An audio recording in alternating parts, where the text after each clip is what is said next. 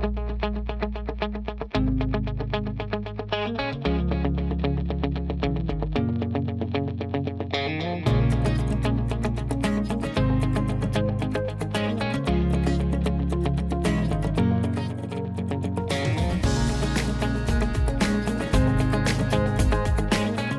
Akashic Records are a record of the universe.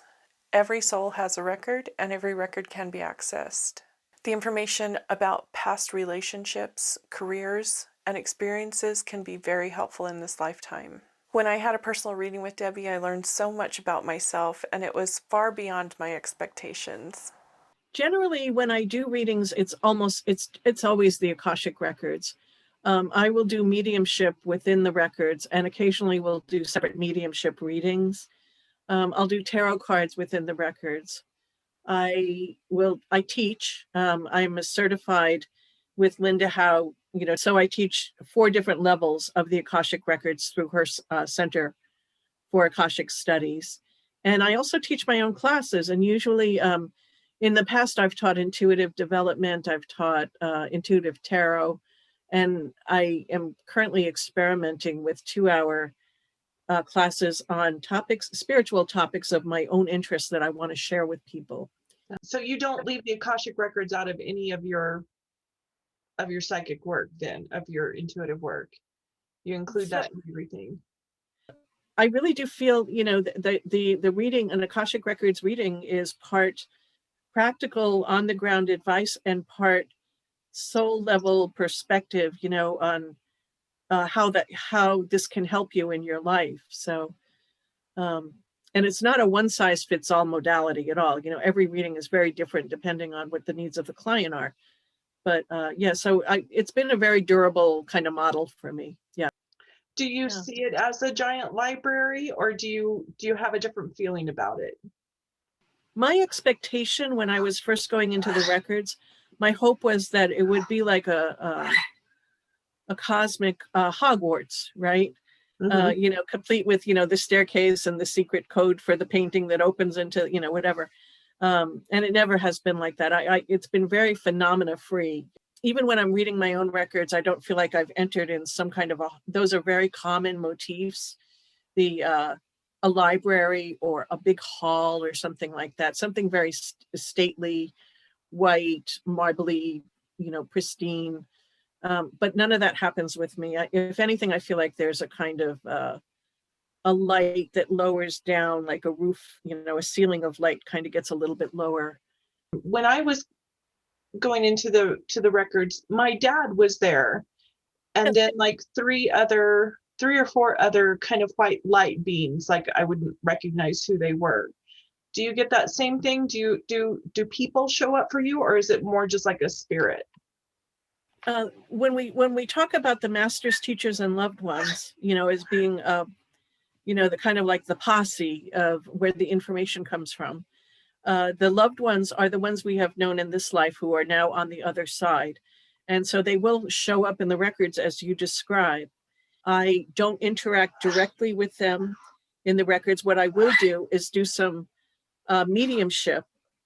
And I kind of shift my focus. I'm still in the person's records, but I make this intentional kind of shift into mediumship so I can communicate directly with the spirit. And then I get information like that. And I can also get information about the person within that person's records, but the information is of a different kind because it will be more, it wouldn't be what the person themselves typically would have said in their lifetime. Finding out that I had been through so many lives with my dad was also very reassuring, and it made me so happy that we've been buddies all this time. So that's great. A transmission can be very healing for people. So I feel like what gets revealed to me is for the highest good of everybody. I've really stuck very closely to Linda Howe's teachings because they make sense. They're practical. They're not,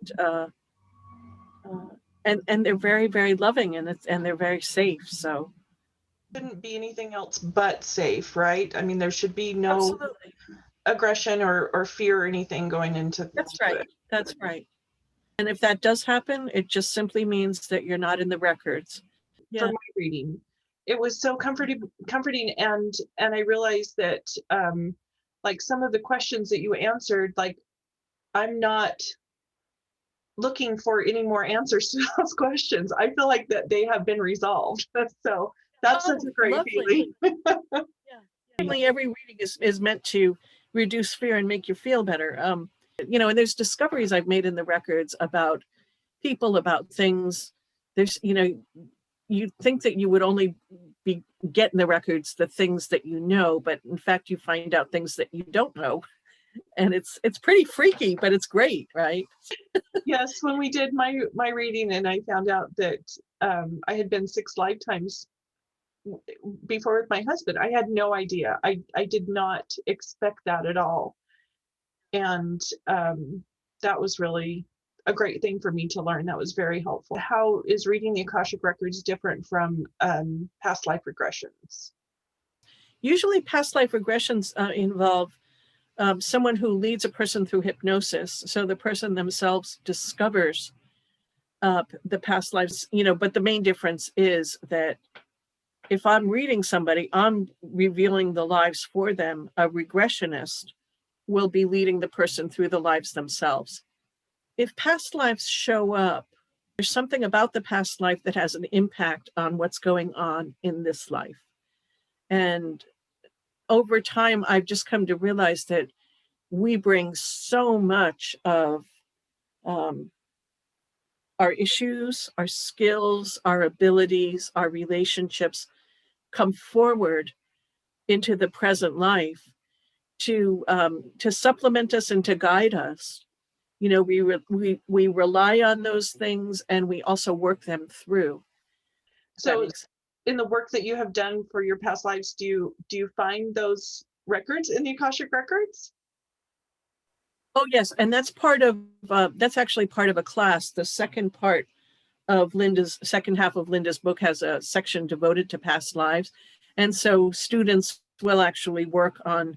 They'll go into their past lives through guided exercises and see what they can develop, and see what they can discover, and see how they can learn to work with their own past lives and come to peace around some of these things. You know, because these issues, these motifs, these patterns repeat and repeat and repeat.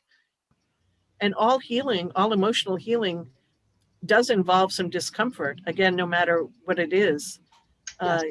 As you're learning how to heal difficult patterns, you're not throwing the emotions away. You're bringing them close, and you're working with them with acceptance. So you are feeling them, but you're not falling into them, right? And it gets a little tricky until you get the hang of it. Yeah, and I think that gratitude has a lot to do with being able to get through that space wherever you are. Perspective to that, yes, beautiful, right? Absolutely. What is the greatest thing that you've learned from reading the Akashic Records? I think it's got to be the unconditional love piece.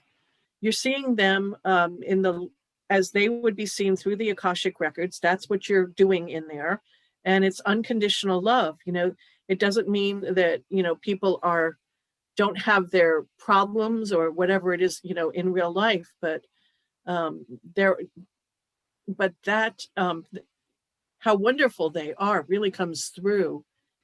Perspectives of the records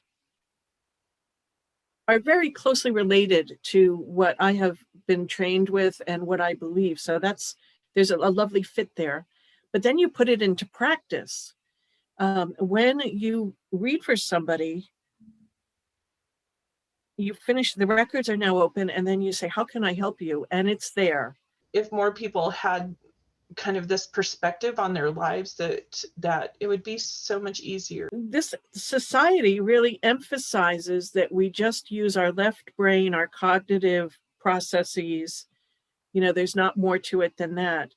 And for people who have connection to that other side of themselves, if they don't get to express it, they'll be in pain. They'll never feel like they fit in. There'll always be something missing.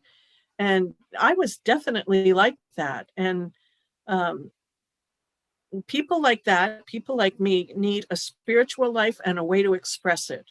And so it's just made all the difference. I feel like a lot of people use their psychic abilities and their intuitive abilities, their sensitivity, their perceptiveness, their empathy in regular 9-to-5 jobs. It just kind of comes out of them. But at the same time, the more that they're encouraged and given ways to express that, really, the happier they'll be. And, because we're meant to live like that. It's about living from the heart, right? The part of us that will never change is universal love, really, and that will always exist.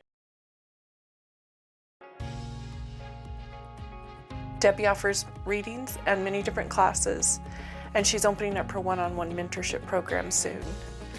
I came away from my reading with Debbie with such a great sense of belonging in this life. I really felt like so many questions had been answered. The answers were not really what I expected, but I felt like the answers were true and I can really move forward on my life path. Thanks for meeting us here, 5th and Overland.